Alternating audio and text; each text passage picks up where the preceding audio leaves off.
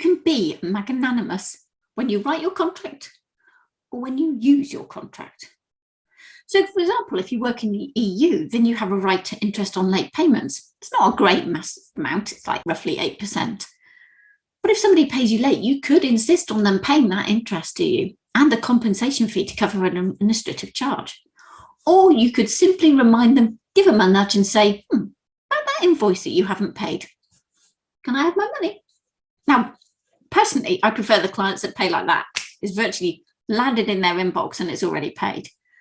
But I appreciate that not everyone has the internal processes to allow that. However, do not ever use your internal processes as an excuse not to pay on terms that we have agreed. A client tried that with me once. I nudged them and said, I hasten to notice that you haven't paid either of your 2 invoices. The MD personally sent me back an explanation of their internal payment process. And the sarcastic northern side of me slightly got the better of me when I said, that's all very well, but you signed a contract to pay me in 7 days. Please pay me in 7 days.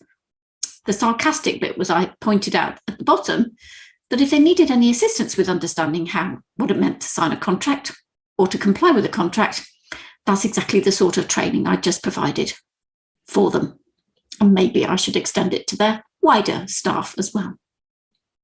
We can be magnanimous when it comes to changes. A client decides that the date is wrong or the location is wrong or it's moving from virtual to hybrid or face-to-face or backwards and round in circles constantly.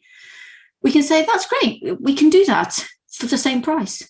Or we can actually say, well, we can do that, but that's a change.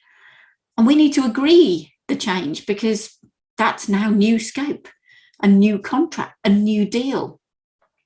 We can choose how we enforce our contract terms, whether we enforce interest on late payments or just give them a nudge, whether we use the withdrawal of copyright to give them a bigger nudge if they're still ignoring us. We can be magnanimous in the way we operate our contract as well as the way we write it. And sometimes you kind of get a gut instinct whether this is the right time to be magnanimous or not. Like the story in my newsletter about Mick Jagger and Keith Wood being magnanimous about a copyright battle with Richard Ashcroft of the Verve. You see, that was pretty unpleasant litigation. It was going to take a lot of time, expertise, legal costs, energy. And they decided, frankly, it wasn't worth it. If you shrug your shoulders, then it may not be worth it. Now, it could be that you're a maximizer or a satisficer, to use Malcolm Gladwell's terms about whether you want to get the best or good enough. It could be that you're proactive or reactive. It could be that you're laid back or tightly wound. These cultural personality traits will make a difference to how magnanimous you're prepared to be. It could be that your gut instinct just says that for this client, it's not the right thing to do.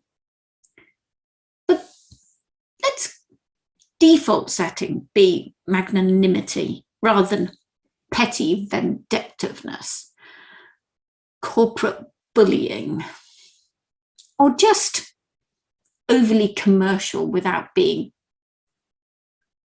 any form of kind, chivalrous, liberal, flexible, or generous. Because your contracts can be magnanimous, and the way you operate your contracts can be magnanimous while still safeguarding your business. And by doing so, you will be sure that you're not annoying your clients.